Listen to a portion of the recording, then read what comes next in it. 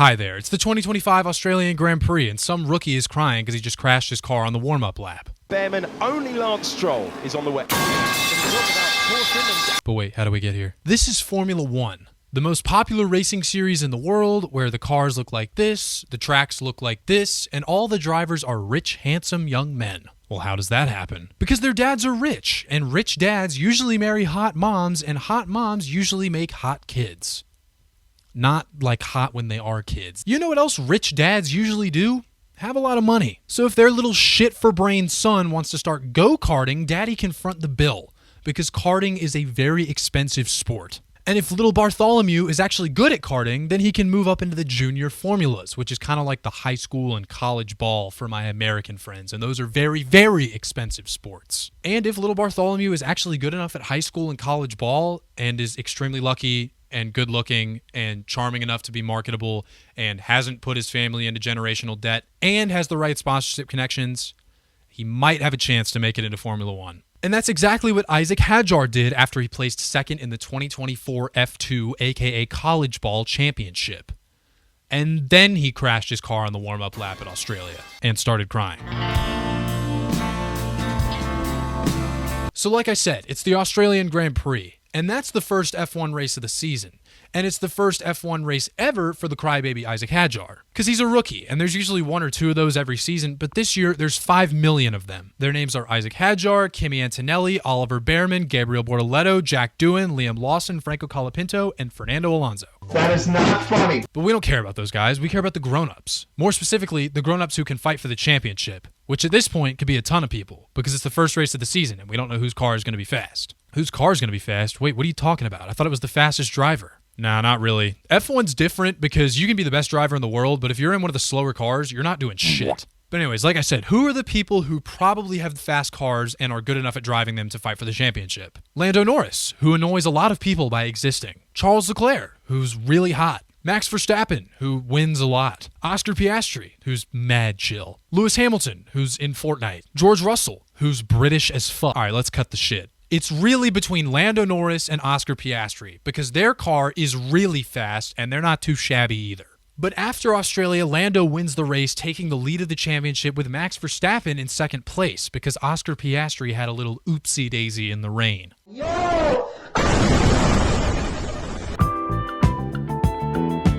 The second race is China, and Oscar Piastri wins this one, with Lando Norris barely hanging on to second after his brakes started failing towards the end of the race. But the real highlight of this race happened after the race, when both Ferraris were disqualified for being terrible. Is that bad for my points? Yeah. Let me flaunt the style. I think that the time's near. Now we head to the third race in Japan, and Red Bull is running a white car. But strangely enough, the coconut Red Bull wins with Max Verstappen. Oh, I thought the McLaren was way faster than anybody else. How does that work? I don't know, man. Japan is a hard track to overtake at, so it's probably just a fluke win. Good for you, little man. Little man. Good for you. Me, the little man. And let me tell you something. And now we go to the fourth race in Bahrain, and Oscar Piastri just makes this race his bitch by cooking the entire field, and Max Verstappen was not having a great time. And Max took that personally because at the next race in Saudi Arabia, Max Verstappen qualifies on pole again ahead of Oscar Piastri, while Lando Norris crashes and has to start the race from 10th. Oscar ends up winning the race again, and Lando Norris climbs back to 4th, but Max still finishes 2nd. Not bad, not bad. I am going to Miami, biatches. Then we head to Miami for the US Grand Prix. No, I'm just kidding. That would make too much sense. This is the Miami Grand Prix, which is held in the parking lot of the Dolphins Stadium, and you can watch the race on a boat that's sitting in fake water. So after they race Lego cars for the driver's parade and George Russell tries to kill everybody as per usual, Oscar Piastri wins his third race in a row with McLaren snagging a 1-2 finish in both the sprint and the main race. Wait, what the hell is a sprint race? Honestly, just don't even worry about it. Nothing important ever happens in them. Hey look, now that the Miami Grand Prix is over, we're officially a quarter of the way through the season, so let's check in with the championship standings. Right now, Oscar Piastri is obviously in the lead with 131 points, with Lando Norris second with 115, and Max Verstappen in third and definitely still in the hunt with 99. And shockingly enough, George Russell's still hanging around with 93. Not too bad for a member of Al-Qaeda. So now it's the 7th race of the season at Imola. And one of the rookies, Jack Doohan, wasn't quite cutting it at Alpine, so he got booted and replaced by Franco Colapinto, which is a half rookie because he did like half the season last year with Williams when they booted Logan Sargent. So how does the half rookie do in his half debut? He has a massive crash in qualifying. And there's a kind of niche rabbit hole that all started with this crash, so if you don't mind, I'm going to talk about it for a second.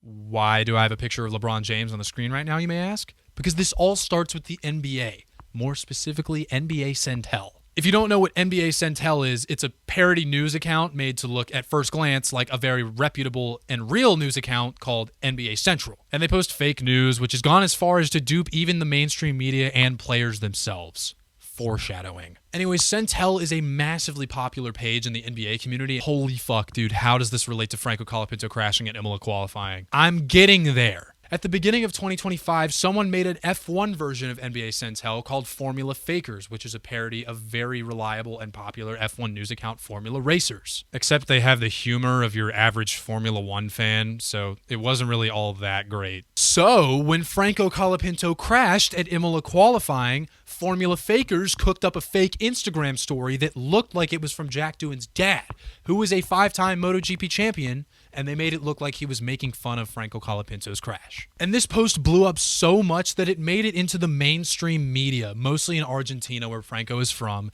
and they put it on TV. And then Jack Doohan had to take to Instagram himself to try and stop all this, and then when Formula Fakers had the opportunity to call out mainstream media for being a bunch of fucking morons who don't know how to do their job, instead they just pussied out and made a big ol' apology post. And then they deleted the account. So if the former owner of Formula Fakers is watching this video, you're a fucking pussy.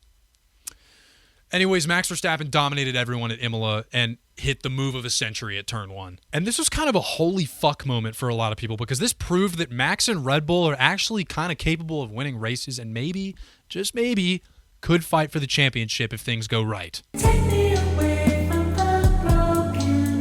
Hey, now we're in Monaco for the Monaco Grand Prix, which is in Monaco. And if you don't watch F1, you're probably thinking, hey, I know this one. This is like the best F1 race, right? Fuck no. Unless you're 60 trying to relive the glory days. However, qualifying at Monaco will always be electric, and Lando Norris, with his championship deficit continuing to grow, slaps it on pole and does the first ever sub 1 minute 10 second pole lap at Monaco. And since Monaco is a bunch of tiny ass streets, he wins the race pretty handedly because it's impossible to pass anyone. So impossible, in fact, that F1 tried something new at Monaco this year, requiring 2 pit stops per driver as opposed to the usual 1. And it didn't work at all, and I explained why with bottle caps in my Monaco 2025 video, so I'm just going to let that do the talking real quick. Team Michelob Ultra bottle cap is in front of all these other guys behind them. But then, Team Michelob Ultra's chief of strategy realizes that if we just fuck the entire race over, we can get both of these guys 2 free pit stops. He tells the second Michelob Ultra bottle cap to slow the fuck down to the point where it looks like they're behind the safety car, and the first bottle cap is free to pull way, way ahead.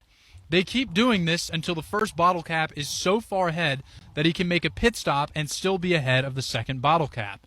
And then they do it again because you need to make 2 pit stops. And if they wanted to, they could then swap the cars and do it all over again for the other teammate. I mean, for the teams that abuse that rule, yeah, it worked. And I can't even blame them. It just proved that the whole 2 pit stop idea did not work and was inherently flawed. All right, let's head to Spain. Spain. Oscar Piastri qualifies on pole, and Fernando Alonso's cutting up for the home fans. Whatever, it doesn't matter. What really matters is at the end of the race. Lap 55. Kimi Antonelli fucking explodes. So the top 3 cars in the race, who just so happen to be our 3 main protagonists, all dart into the pits for fresh tires. And the McLaren boys have the luxury of having a bunch of different tires to choose from, but Red Bull is forced to put Max Verstappen on the slow, hard tire. And he's not too happy about that. What the fuck are we... What is this tire? Oh, that's the hard tire, Max. Why? Why are we on the hard? And because these hard tires are so slow and bad, he almost loses the car on the restart, thus losing his 3rd place position to Charles Leclerc.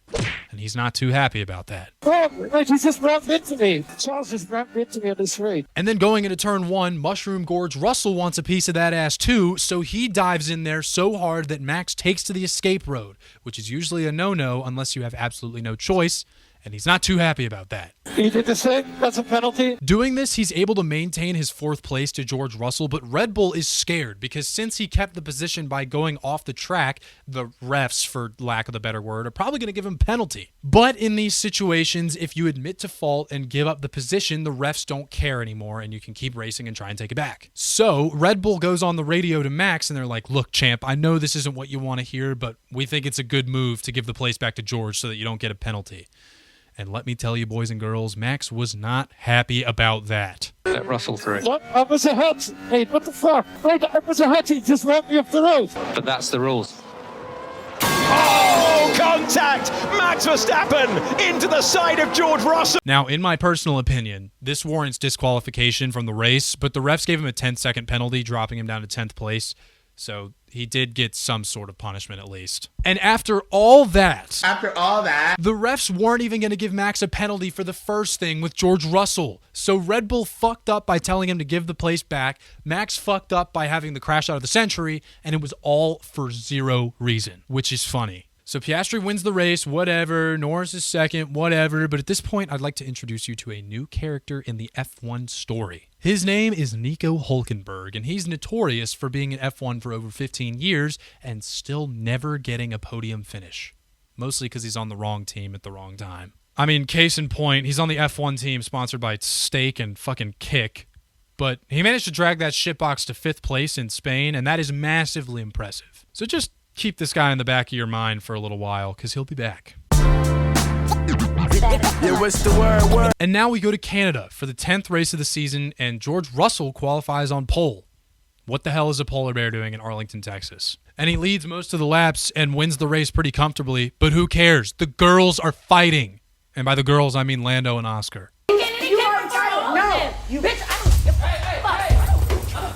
Lando sends a move into the hairpin, which gives him a great run into the final chicane, throwing Oscar Piastri off the racing line, allowing himself to get an even better run down the front straight. And if Lando goes on the outside, he's going to get Oscar into turn 2, but then he goes inside and... Oh, he's ripped off the front wing! The McLarens collide! Lando Norris into the wall and out of the race!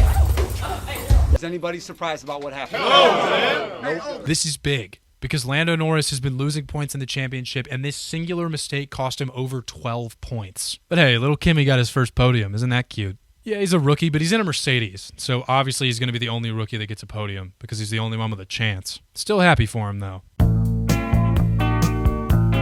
Now we have Austria, and some podcaster has a little prediction he'd like to make. Yeah, there's been big moments for Lando in the past, but this, you just crashed. You crashed at this race last year. Your championship chances are lower than they've ever been all season. I'm praying that he's just like, okay, I'm not going to be a little femboy anymore and actually start balling out and not crying over Instagram comments. It's going to make for a really good Austrian reaction podcast episode next week. Yeah, it's going to be really good actually when I get to tell you, oh, that's so crazy that Lando Norris qualified on pole and won the race by 30 seconds. Pole converted to win.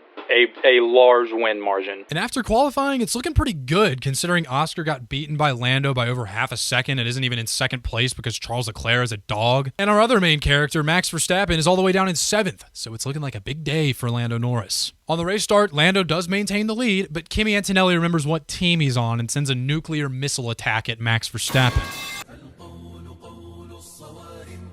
What the heck is that?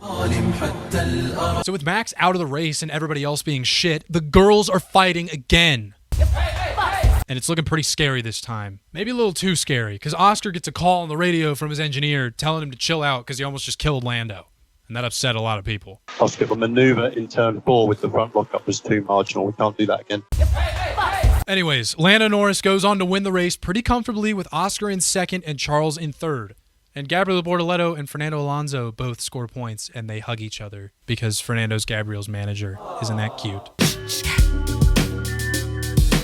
Now we're at the 12th race of the season, the British Grand Prix at Silverstone. And this race is a pretty big deal, not only because it's the race with the highest attendance with over 500,000 spectators, But there's a lot of British drivers on the grid that want to win on their home turf, one of which is obviously Lando Norris. But Lando qualifies only third, with Oscar in second and our boy Max back on pole like he never left. But a lot of people crashed in this race, so that's going to shake things up. Oscar overtakes Max on lap 8, and aw, look, Kevin Magnussen's coming to support his old teammate Nico Hülkenberg. Remember, Nico Hülkenberg is the guy we talked about from Spain, but he qualified 19th for this race, so old Kevin probably picked the wrong race to come and say hi. Oh yeah, by the way, there's a hurricane going on outside. And with hurricanes typically comes people crashing F1 cars. So Isaac Hadjar said, I got y'all, don't worry. So now it's a safety car, and right as it's ending, Oscar Piastri slams his brakes really, really hard, which is odd. You probably shouldn't do that.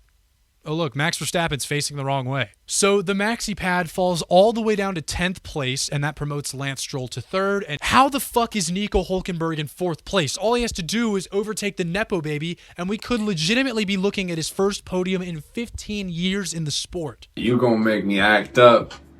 You gonna make me do something I'm gonna regret. Oscar Piastri has a 10-second penalty because he slammed on the brakes or whatever. Hülkenberg has taken 3rd place. I repeat, Hülkenberg has taken 3rd place. And despite Max Verstappen being on the prowl, Lewis Hamilton crawling up his asshole, and the 2 Haas cars trying synchronized swimming, Nico Hülkenberg finishes 3rd, finally gets his first career podium, and it was lit. Swing, swing, swing the spinning step. You wear those shoes and I will wear that dress. Oh. And Lando wins his home Grand Prix or whatever. I don't give a shit. Okay, time for another one of those quarter quell things or whatever, because now we're halfway through the season, so let's take another look at the championship standings. Oscar Piastri is still in the lead with 234, but Lando has narrowed that deficit to only 8 points with 226. And Max Verstappen, he's got 165. That's not good. But at least he's 69 points back, which makes it funny. Hey, we're back from the fake summer break because we just had a 3-week break, and now we have 2 races back-to-back, and then we have a 4-week break. That makes a lot of sense. Anyway, it's time for the 13th reason why of the F1 season, the Belgian Grand Prix at Spa. And to be honest, I'm going to skim this one because it kind of sucked. Lando qualified on pole as per usual, but then it was raining before the race and the refs were being a bunch of pussies, not letting them race. And then they started racing and Oscar Piastri overtakes Lando as per usual. And Lando tries to come back but keeps making mistakes and can't catch Oscar. So Oscar wins and Lando gets second. And everybody else is 5 million miles behind them. So it doesn't fucking matter. Are you hungry? I'm hungry. Let's go to Hungary. Yay, the Hungarian Grand Prix. Let's see which one of our 3 main characters is going to qualify on pole this weekend. And from absolutely nowhere, Charles Leclerc takes his first pole position of the season. How the fuck did that happen? Also, Max Verstappen is in 8th. Anyways, Lando Norris fucks up his start again and drops down to 5th place. So he's like, well, I'm cooked. So I might as well try some radical one-stop strategy while everyone else is going for a 2-stop. So Lando, we're considering the 1-stop. It would be 40 laps on a hard tire. Yeah, why not? Meanwhile, Charles Leclerc's Ferrari is slow as fuck again. Max and Lewis are trying to kill each other over 14th place. And Lando's radical one-stop might actually win him the race. What the fuck? And after Oscar Piastri tries and fails to overtake him, he does exactly that. And Charles Leclerc goes from pole to over 20 seconds behind 3rd place. And this warranted a radio rant that was so long that it went off the screen. This is so incredibly frustrating. We've lost all competitiveness. You just have to listen to me. I would have found a different way of managing those issues. Now it's just undrivable. Undrivable. It's a miracle if we finish on the podium. How far does that radio message? Average Ferrari moment. I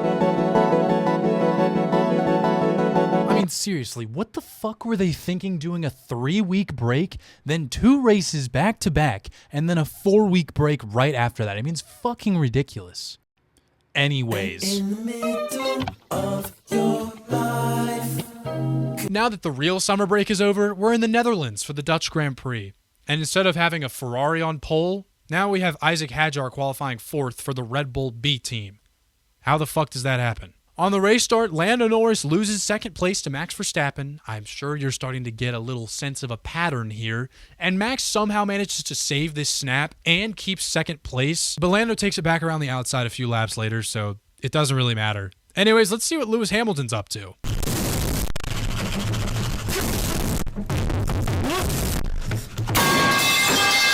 You've got to fail as many times as possible. After the race gets going again, Charles Leclerc puts George Russell on an absolute poster on this move into turn 12, I think. And Al Mercaida did not like that very much, so they sent the Kamikaze to go handle business. And by handle business, I mean fucking kill the guy. Antonelli's tyres are up to the working range. Antonelli into the side of Charles Leclerc. So now we've got one last stint of the race, and the top three is as they were, with Isaac Hadjar still hanging around in fourth. And just as Lando Norris is actually starting to pose a threat to Oscar Piastri for the lead, his car fucking explodes. I'm moving up and down, side to side, like a roller coaster. Keep going for now, keep going. I can't, it's broken! It's broken! Back! And if you've got a big brain between these ears of yours, you know that means Isaac Hadjar is going to claim third and be the second rookie to finish on the podium in the same season. And he does do that, which is cool. Oh yeah, then he also broke the trophy, which was really funny.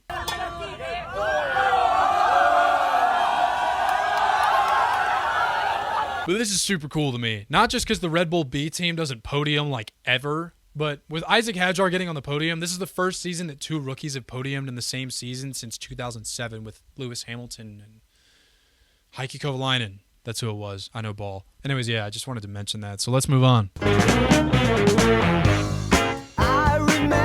Hey, we're back in Italy for the second time this season, except instead of the Formula One Amazon Worldwide Shipping Gran Premio del Made in Italy e del Emilia Romagna at Autodromo Internazionale de Enzo e Dino Ferrari, it's the Italian Grand Prix at Monza. Now, Monza was a huge moment for the championship, but not really much else. So let's focus on the two things that were important. One, Red Bull have cooked, Max Verstappen dominated the race, and now Red Bull has a legitimate chance to fight for the championship because the car's fast as fuck now. Two, McLaren did some dumb-ass shit. Now, I'm going to put this in layman's terms so all the nerds can fuck off. Basically, Lando Norris was in second, Oscar was in third, but McLaren are still a little scared of Charles in fourth, so they're like, hey, Lando, do you mind if we pit Oscar first? Now, why would they do that? How does that change anything? Basically, if you pit first, you're going to gain time on people who pit a little later than you. This is called an undercut. And Charles Leclerc has already pit, so he's gaining time on Lando and, more crucially, Oscar every lap.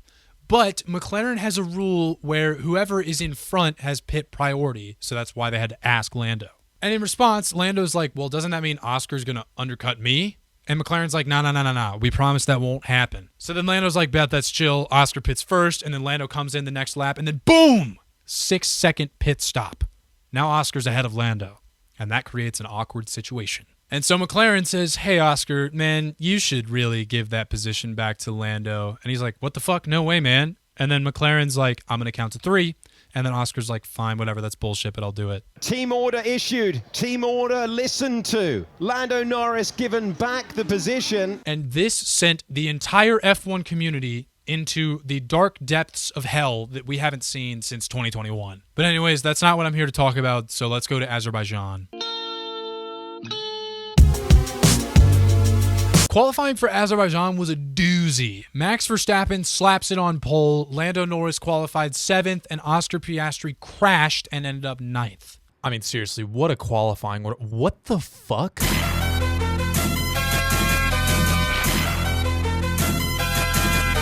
Liam Lawson qualified 3rd? That's fucking ridiculous. Are you fucking...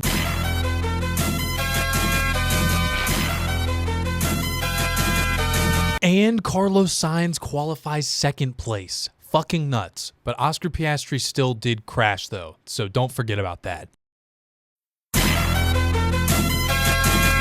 And not only that, but on the race start, he stalls his engine, dropping him down to dead last. So then he's panicking, trying to regain as many positions as he can on the first lap, and he's in the wall again. He's done it again! Fucking little bastard! And now he's sitting behind the catch fence, watching the race on his phone, eating a banana. Anyways, this race was low-key boring as fuck, I'm not gonna lie. And I know that's a hot take, because Carlos Sainz got a podium, which is cool, but nothing of note actually really happened in this race, and nobody was overtaking or really doing anything. Singapore Grand Prix, what up? George Russell's on pole again. That's fun. Max Verstappen qualified ahead of both McLarens again. That's fun. And on the race start, Lando barges Oscar out of the way. And when Oscar's like, hey man, that's not cool, McLaren doesn't give a fuck. And that, again, sends the F1 community into the dark depths of hell again. Anyways, George Russell cruised to his second victory of the year here. Max got second, Lando got third, and Oscar got fourth. Come on now, it's time for our last quarter quell thing, where we look at the championship points every 6 races, because now it's 18 out of 24 races. We've got our boy Oscar still in the lead with 336, and Lando is 22 points back with 314, given his extremely costly DNF in the Netherlands. And Max has clawed his way back to only a 63-point deficit with 6 rounds to go, which is still a massive deficit, but this is Max Verstappen, and at one point it was as high as over 100, so it's far from impossible.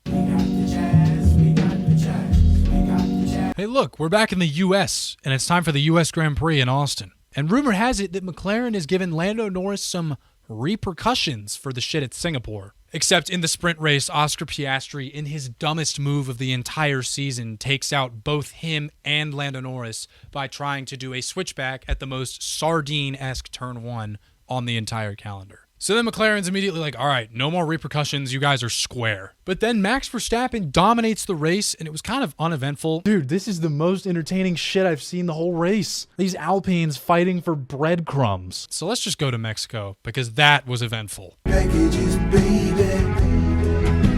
In qualifying, Lando Norris slammed his balls on the table and threw down one of the best quali laps of his career, I won't even lie. He snagged pole from Charles by around 0.3 of a second, with Max Verstappen down in 5th and Oscar Piastri down in 8th.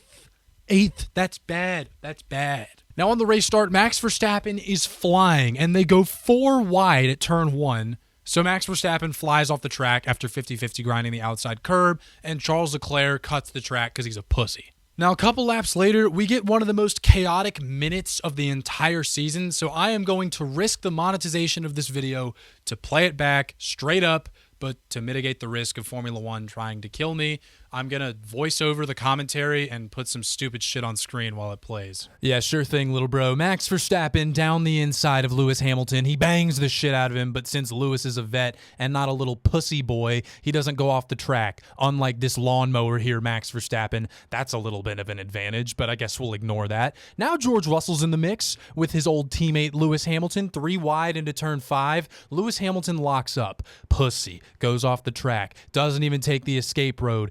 Getting a massive advantage. Pussy. Oliver Behrman's here now, and he's got the inside of this double apex bullshit, and he's low-key about to take 4th from Max Verstappen. And it's going into the S's. He's got ground. Is he going to make it? He goes off track. But he's a cute little rookie guy, so it's fine. What the fuck is happening? A Haas is beating a Red Bull on pace. Let's look at this shit again. Hold on. So Lewis Hamilton, in the middle of this threesome, locks up, goes off the track, and doesn't take the escape road for one, and also just doesn't slow down. So that's a 10-second penalty for Lewis Hamilton. That was pretty fucking stupid, my guy. Pretty fucking insane. By the way, Oscar Piastri stuck behind Yuki Tsunoda in 9th this whole time, if you didn't notice. Okay, so now we're well into the race, and George Russell is a bit unhappy. This is a fucking joke. Reminds me of my first ever go-kart race. The temperatures are sky high. George, let's get these under control. Marcus, I've got a car in my... Okay? The car much quicker than ours. I'm trying to hold position, but my tyres are just getting fucked sucked here. I've got a fucking McLaren up my ass. So now we're at the end of the race, and Max Verstappen is up Leclerc's ass, and Oscar Piastri is up Ollie Behrman's ass. And it's looking like it's going to be a great showdown until a safety car went up everyone's ass. So nobody's able to overtake. Lando Norris wins the race by 30 seconds, taking the lead of the championship. And Oliver Behrman brings a Haas to P4 for the second time in team history. Now, it sucks that we didn't get a third rookie podium of the season because, at least to my knowledge, that hasn't ever happened aside from like the early 50s. But either way, yes, Lando Norris, with this win in Mexico, takes the lead of the championship after 15 rounds of being behind Oscar Piastri. So now we're in Brazil, and I know I said not a lot of important things happen in sprint races, but we have another important thing happening in a sprint race. Lando Norris threw a bunch of water on the track by running over the curb kind of weird, and then Oscar Piastri slipped on said water. And Nico Hülkenberg slipped on said water. And Franco Colapinto slipped on said water. But with Lando winning the sprint and Oscar DNFing, this extends his championship lead from 1 to 9 points. And after qualifying, when he gets pole and Max Verstappen goes out in Q1, he's just cruising for a bruising. Except Max Verstappen goes from the pit lane to P3, and despite Lando winning the race, keeps himself in the championship fight alongside Lando and Oscar. Side note, we got another hilarious Ferrari double DNF, and Kimi Antonelli snags his second podium of the season. Hey, we're back in the United States for the third time for the Las Vegas Grand Prix. And I'm there. We're here at the Bellagio Fountain Club. Beautiful, fuck. This is gonna cut to us in the paddock at the F1 Academy race. That shit did not happen. We are at an airport Chili's now. And for the first time in probably 300 years, it actually rains in Vegas, and it does so during qualifying, which was a fucking movie, I won't lie. A movie which saw Lando Norris get pole again and continue this Linsanity run through the final leg of the season. But that Linsanity run wouldn't last long, because after Lando finished second behind Max and Oscar Piastri finished fourth behind George Russell, both McLarens get disqualified.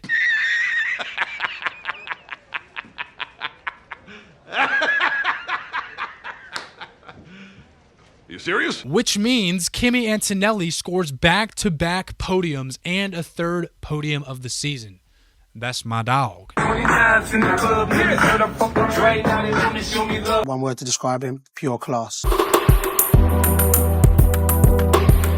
And now, with 2 races left, we head to Qatar for the Qatar Grand Prix. And if you call it Qatar, shut up, you're annoying. Lando Norris has the ability to clinch the championship here. But after placing third in the sprint and losing pole to Oscar Piastri, it's going to take some hard work on track. That is until McLaren made a fucking massive mistake. Well, you just knew that was going to happen.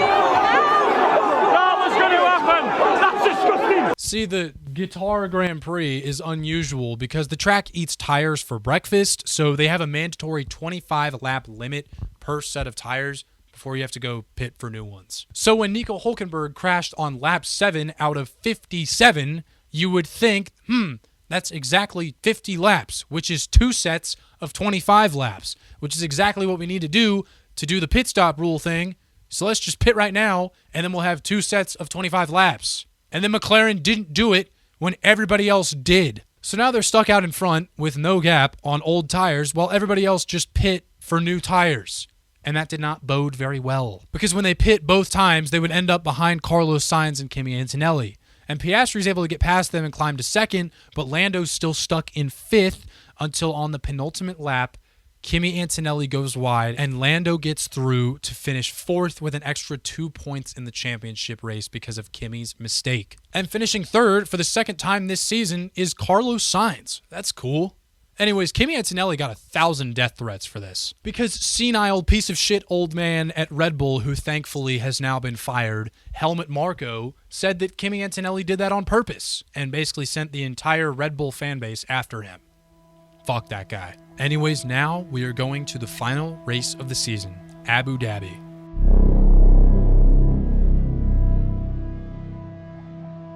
Lando Norris has a 12-point lead over now second place Max Verstappen, and Oscar Piastri is in third, 18 points back. At this point, Oscar Piastri's title hopes are all but dashed, but assuming Max wins in Abu Dhabi, Lando Norris must finish on the podium and he will win the championship. If he doesn't, Max wins his 5th Formula One World Championship and completes the greatest comeback in F1 history.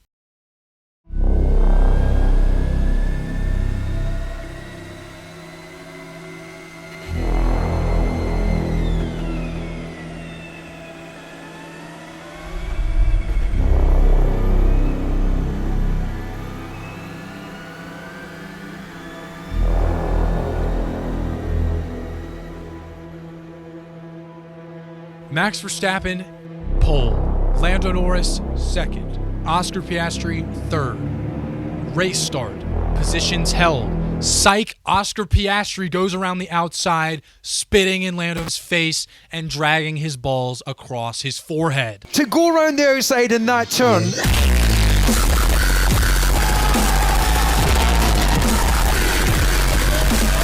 And in order to preserve his strategy plan, Lando Norris gets pit into traffic. And if he can't get these overtakes done, his championship is seriously in jeopardy.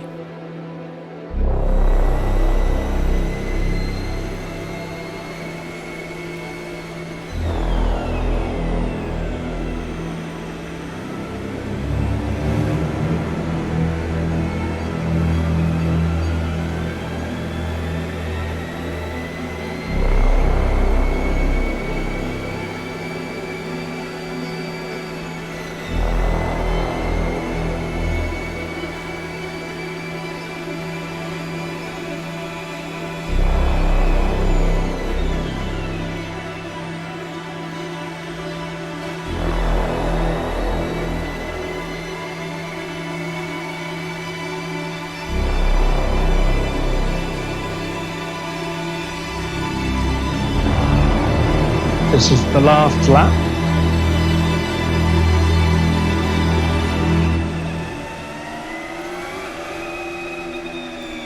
That's it, mate. You are world champion. World champion. Oh, shit. Lando Norris comes home third to secure his first F1 World Championship by just 2 points and snaps the 4-year Verstappen domination streak. And I don't care if you don't like the guy, you can't not be happy for him a little bit. So, first off, if you made it this far into the video, thank you. And this conclusion is just going to kind of be my thoughts on the whole season and how everybody dealt with it in real time. First of all, it's a shame how fans treat a championship battle in real time, because this whole season was plagued with toxicity from both sides. And personally, I think Lando Norris is extremely overhated. You can get mad at him for the things that he's said in the past, but all the shit with PI rules, that's not him doing that. McLaren was doing a bunch of dumb shit. I'll be the first to say that, but I think Lando Norris is extremely overhated. Max Verstappen, holy fucking shit. I'm so glad he had like a redemption arc this year with the fans, because a lot of people used to hate him, and now a lot of people have finally realized how chill and cool he is. George Russell, sleeper driver of the year. That man was low-key cooking in a subpar Mercedes. Lewis Hamilton, only mentioned like once this whole video, probably, maybe even 0 times. No, probably once, because I said he was in Fortnite. Probably the worst season of his career. That was pretty rough, I won't lie. And hopefully he can bounce back next year, but I think the combination of an aging Lewis Hamilton and Ferrari might be the worst thing of all time. Nico Hülkenberg, first podium of his career. That was fucking awesome. Isaac Hadjar, first podium of his career. That was awesome. I know we already kind of mentioned both of these things, but like whatever. All in all, 2025 was an amazing F1 season and will be revered in a couple of years' time, which is unfortunate because throughout this whole season, like I said, it seemed a lot of people didn't really realize how great it was in the actual moment. And to that, I'd like to quote Andy Bernard by saying, try to remember you're in the good times before you've already left them. Perhaps it's the color of the sun cut flat on the covering. Crossroads I'm standing at. Or maybe it's the weather or something like that. Only you're just on my mind.